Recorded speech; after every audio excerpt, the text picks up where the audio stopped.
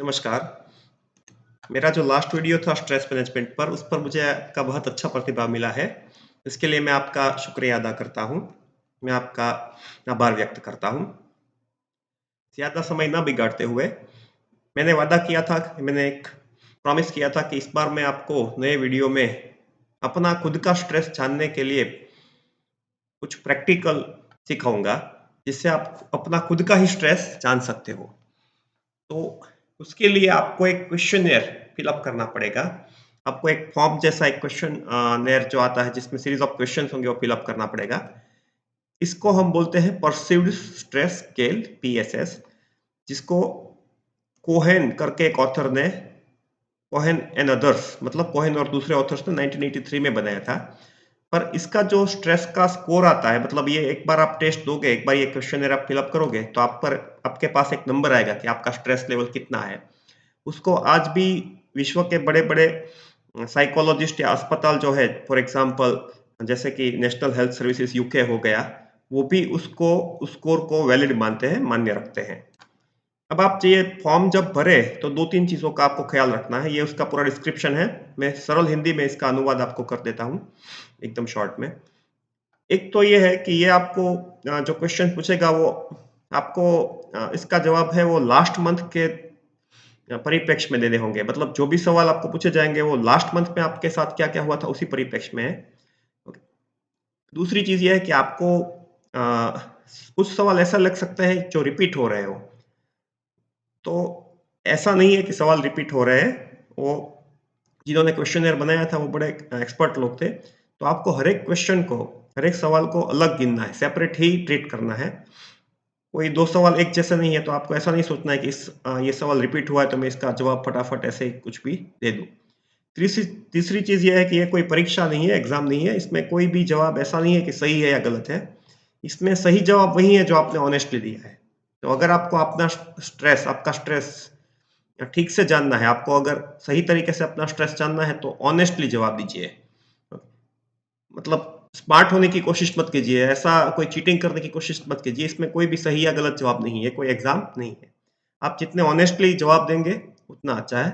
और आखिरी चीज़, कुछ सवाल ऐसे होंगे कि आपने लास्ट मंथ में कितनी बार आपको स्ट्रेस हुआ है, कितनी बार आपको फ्रस्ट्रेशन फ़ील हुआ। तो वहाँ पर आप ऐसा गिनने की कोशिश मत करो कि 5 तारीख को एक बार हुआ था, एक बार 15 तारीख को हुआ था। आप हो सके उतना फटाफट जवाब दे दीजिए। जनरली हमको जो है हमारी मेमोरी वो अच्छी ही होती है। तो आप अंदाज़े से ही फटाफट ही जवाब दीजिए।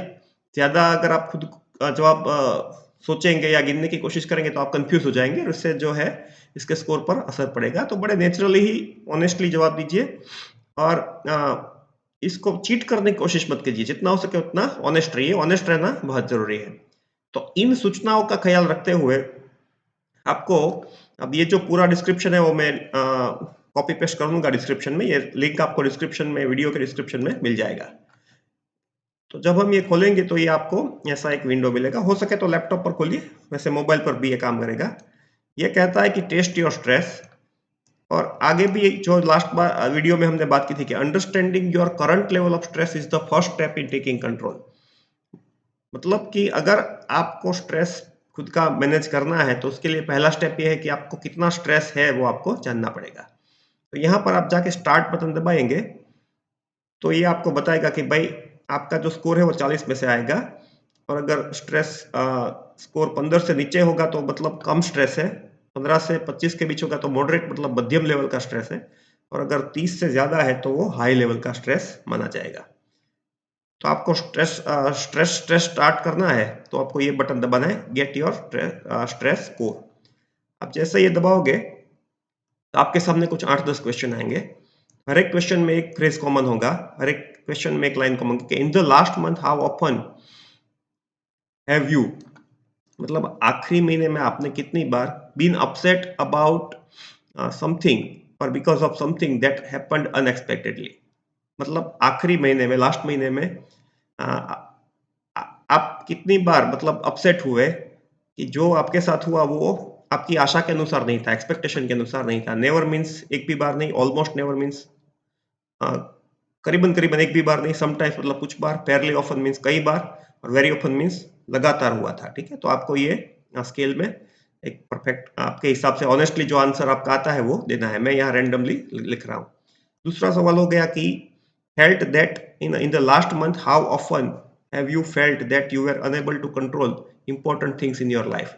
मतलब आपने लास्ट मंथ में कितनी बार इतना ऐसा फील किया था कि भाई जो आपके जीवन में हो रहा है उस पर आपका कंट्रोल नहीं है। तो यहाँ मैं भी रैंडमली आंसर एक रख रहा हूँ। फिर जो क्वेश्चन है कि इन the last month how often have you felt nervous and stressed. मतलब आपको लास्ट मंथ में कितनी बार जो है वो स्ट्रेस फील हुआ था या नर्वस फील हुआ था। फिर जो है in the last month how often have you felt confident about your ability to handle your personal problems. मतलब जो लास्ट मंथ था उसमें आपको कितनी बार ऐसा लगा कि आपके जो अ, आपकी जो अंगत समस्या है या आपके पर्सनल प्रॉब्लम है उसको आप खुद ही मैनेज कर सकते हो, हैंडल कर सकते हो। तो जो आपके हिसाब से सही जवाब हो ऑनेस्टली वो आपको देना है। In the last month how often have you felt that things were going your way. मतलब आपको लास्ट मंथ में कितनी बार लगा कि जो चीजें हो रही हैं या जो घटनाएं हो रही है वो आपके पक्ष में हो रही है या आपकी इच्छा के अनुसार हो रही है। In the last month how often have you found that you could not cope up with all the things you had to do. मतलब कि आपको लास्ट मंथ में इतना ऐसा कितनी बार लगा कि जितना काम आपके पास है या जितनी चीजें आपको करनी है उसके लिए आपके पास समय नहीं है या उसको आप मैनेज नहीं कर पा रहे हो, आप ओवरलोडेड हो। ठीक है। In the last month how often have you been able to control irritations in your life. मतलब आप इरिटेशन मीन्स चिड़चिड़ापन हो या आपके एक ऐसी सिचुएशन जहां पर आप ऐसा चाहते हो कि आपको अकेला छोड़ जाए, तो आपने लास्ट मंथ में कितनी बार चिड़चिड़ापन जो है वो कंट्रोल कर लिया था। मतलब आप चिड़चिड़ेपन से खुद को बचा पाए थे या खुद को उससे कंट्रोल कर लिया था। In the last month how often have you felt that you were on the top of the things. मतलब आपको लास्ट मंथ में ऐसा कितनी बार लगा कि जो आप कर रहे हो उसमें आपका परफॉर्मेंस जो है बहुत अच्छा है और जो भी प्रोजेक्ट्स आप ले रहे हो जो भी काम कर रहे हो वो आपके प्लान के हिसाब से इच्छा अनुसार आप कर पा रहे हो। In the last month how often have you been angered because of the things that happened that were out of your control. मतलब आपको लास्ट मंथ में कितनी बार ऐसा गुस्सा आया कि जो चीजें हो रही है वो आपके कंट्रोल में नहीं है, आपके इच्छा के अनुसार नहीं हो रही है या आपके कंट्रोल के बाहर जा रही है। In the last month, how often have you felt difficulties uh, were pulling up so high that you could not overcome them?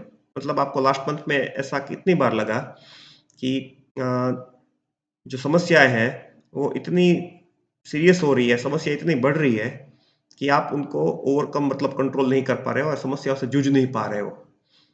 तो मैंने यहाँ जो जवाब दिए वो रैंडमली दिए, फिर आपको यहाँ पर सारे प्रश्नों के जवाब आ जाए, एक भी प्रश्न छूटना नहीं चाहिए। एक बार सारे प्रश्नों के जवाब आ जाए तो उसमें कोई टाइम लिमिट भी नहीं है, तो आप करोगे तो आप देखोगे कि यहाँ पर इसने बोला है कि भाई अगर मैंने ये जवाब ऑनेस्टली दिए होते तो मेरा स्ट्रेस था वो 21 था, मतलब मॉडरेट है। तो यहाँ वही बोल रहा है कि scores ranging from 14 to 26 would be considered as moderate. Okay, यहाँ पर अगर है तो 0 से 15 तो है वो कम माना जाएगा और अगर 30 से 40 से बीच है तो ज्यादा माना जाएगा। तो ये प्रैक्टिकल मैं आशा रखता हूँ कि इसने आप खुद उसका यूज करके खुद का स्ट्रेस जान पाओगे। आपने मेरा वीडियो सुना इसके लिए आपका बहुत बहुत धन्यवाद। प्रतिभाव जरूर दीजिएगा, मेरे चैनल को भी सब्सक्राइब कीजिएगा। वैसे मैं ज्यादा बार ये बोलता नहीं हूँ पर आज आपसे रिक्वेस्ट है कि मेरे चैनल को सब्सक्राइब जरूर कीजिएगा। जय माँ खोड़िया, जय सिया राम, शुभ रात्रि।